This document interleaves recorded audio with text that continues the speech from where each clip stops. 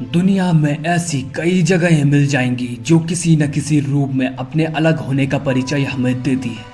तब चाहे ये जगह किसी अनजानी ताकत का निवास हो या फिर कोई रहस्यमय स्थान।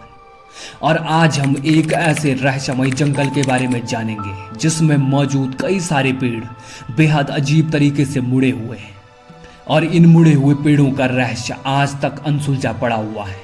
कोई नहीं जानता कि आखिर इतने सारे पेड़ों का इस तरह से मुड़ जाने के पीछे की वजह क्या है। क्या इस जंगल को श्राप लग गया जिसकी वजह से यहाँ के वृक्षों की हालत ऐसी हो गई।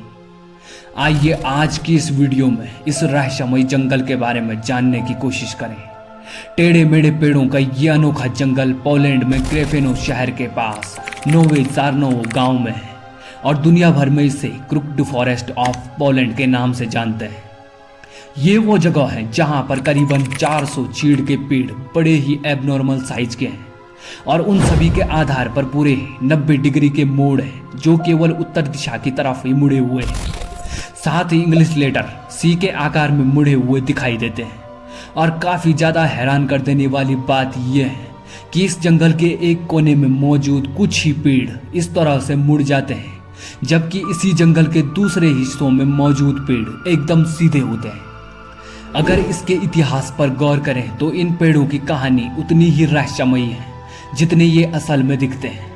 अनुमान लगाया जाता है कि ये पेड़ 1930 के दशक के बीच में लगाए गए थे और ये भी पता चला कि इन पेड़ों की ये हालत तब हुई जब इनकी उम्र 5 से 7 साल की थी।